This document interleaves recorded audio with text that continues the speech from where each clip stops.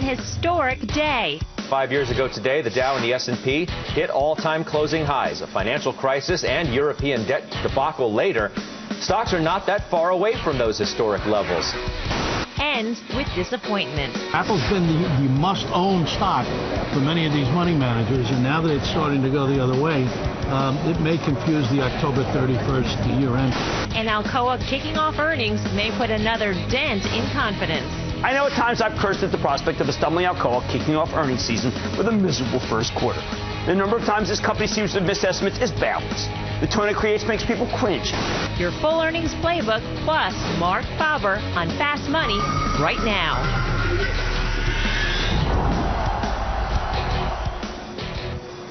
Live from the NASDAQ market site in New York City's Times Square, I'm Melissa Lee. An unhappy anniversary for the bulls today, but earnings from Yum and Alcoa coming in better than expected. Our concerns about earnings and global growth here overblown. Should we just be happy, BK, because the first two earnings out of the gate seem to be good? Well, I certainly think the one thing that's not priced into this market is better earnings and a better economic environment. That's for sure. I mean, everybody that you talk to is doom and gloom around, and the economic numbers have not been that great.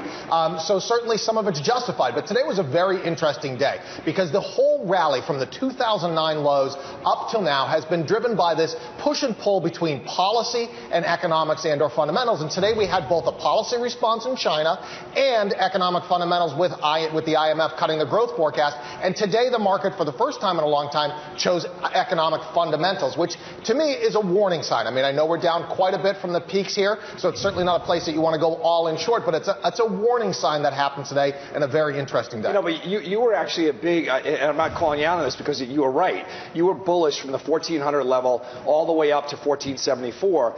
So you're turning back now saying lock in some profits? Well, I would say absolutely lock in some profits, and I think you need to watch for the risk that the market has changed its stripes a little bit. Like I said, I'm not all in, turning bears. How about this really quick, just to get the trade right out of the blocks? What about a CLF? What about a name like that, where so much of the conversation has been about iron ore? Now, if you look at iron ore prices seem to have bottomed, but CLF hasn't reacted to that yet. It seems like you still have time. I'd much rather be in the natural gas space, and we'll probably talk about that later. I think there's been a structural there's been a structural shift in the coal area where China's just not going to need as much as they used to. So I just think there's better investment. Did you catch me rolling my eyes at your joke, by the way? I have to get a rim shot. I rolled.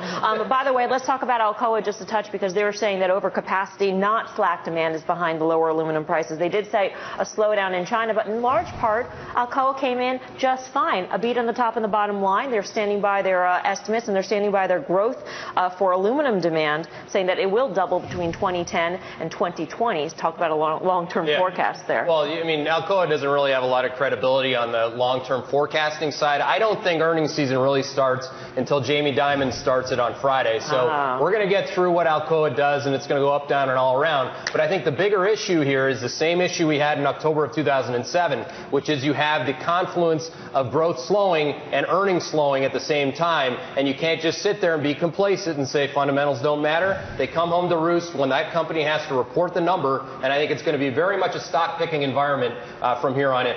But in terms of the guidance that they're giving at this point, the China slowdown, yeah, we knew about that. What Yum is also saying about China confirms this notion that there is some sort of a slowdown. The fact that U.S. same-store sales growth in the U.S. is now the same as China really speaks to the slowdown in China as opposed to gangbusters growth here in the U.S. I mean, it is China that is slowing. We're getting 2 data points tonight from it. So what can we glean? Well, I got distracted when he said Jamie Dimon. That's true. I know. Well, that'll be an interesting earnings report. But, Yum, as I said yesterday, I sold it too early. I think that the story is still generally intact. It's not surprising that it's slowing a little, but I think the stock also reflects a pretty intact story at 20 times. So even with okay earnings, I'm not about to jump in here. I don't feel like there's that much upside, and there is downside. Look at the size of the relief, though. We take a look at the shares of Alcoa and Yum Brands in the after-hours session on these earnings beats of BK, and this sort of tells you about what the markets were setting up for. They were setting up for the worst. I mean, they really didn't have any expectation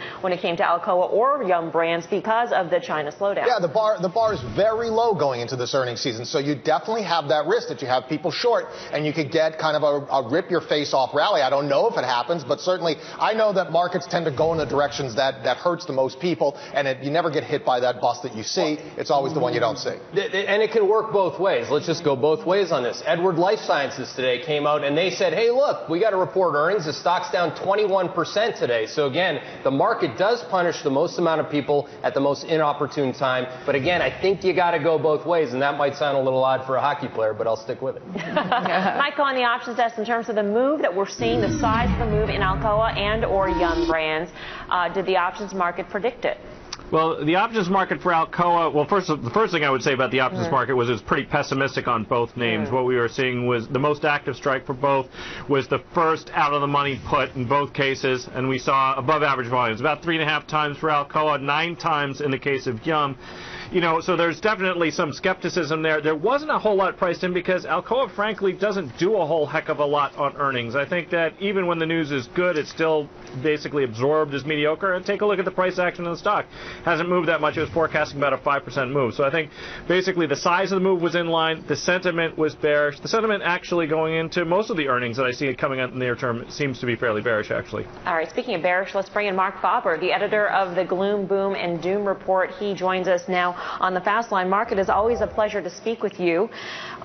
It's my pleasure. And for our viewers out there who didn't catch your last CNBC interview, during that interview you said that I just want to have a lot of cash because I think that within the next 6 to 9 months we can buy just about anything 20% lower than it is now. Do you feel the same way? Correct. Yes, you do. So you're just sitting with piles of cash all around you waiting for the opportunity, waiting for 20% lower from here? Yes, yes. All right. And so when you take a look around the globe, where do you think you'll see that opportunity? What are you keeping on your radar at this point? Well, actually, I don't think there is a hurry to buy anything, but if I had to really choose something, I might go for a rebound in Chinese stocks because the Chinese will also print money after the government changes, and you could easily get a 20-30% rebound. I don't particularly like Chinese companies.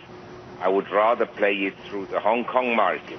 But basically, I think that QE3, which is unlimited, and the bond purchases by the ECB and the bailout of countries has been largely discounted by the market, and the market has been weakening technically.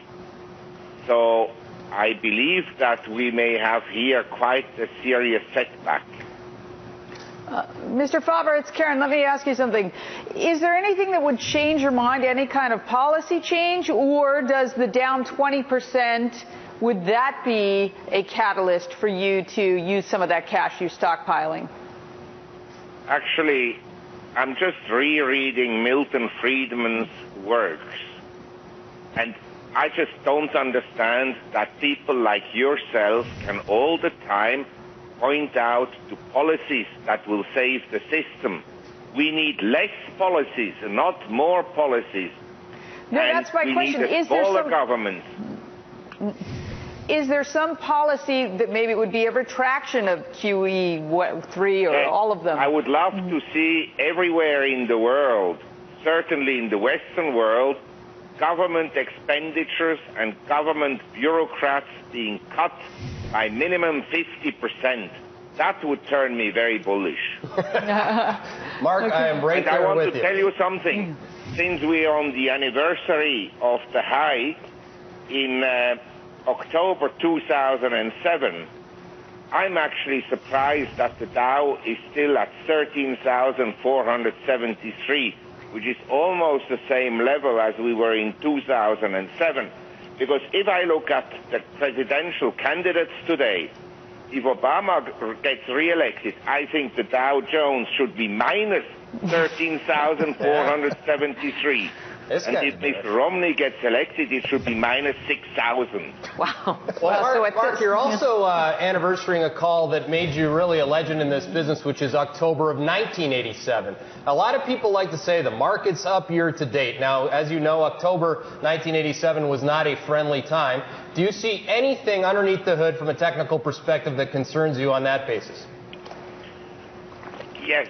I mean, the previous person you interviewed said that everybody's pessimistic, but that's not what I see in the marketplace. In fact, there has been, over the last 2 years, a rush into all kinds of assets, whether it's high-yielding bonds, government bonds, art, high-end properties, the Mayfair property market, or, say, the Park Avenue property market, and equities.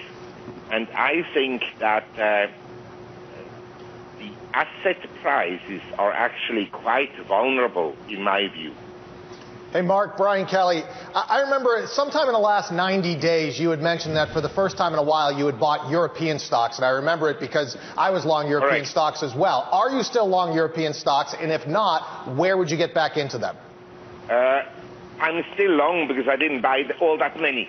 But I don't buy them now. I think the lows that we've seen 4 months ago will be retested. Maybe we'll not go down below those lows. You see, I just mentioned that the Dow was almost at the previous peak. If you look on the other hand at, say, the Eurostock 50 index, at the high in 2007, it was at 4,512. It's now 2,472. In other words, it's cut by almost half. The Nikkei is cut by half. The Chinese stock market is down 70% from the 2007 high. So I think there are some opportunities that are emerging, but I don't think there's a great hurry to get into them. All right, Mark, we're going to leave it there. Always a pleasure to speak with you. Marc Well, thank you very much.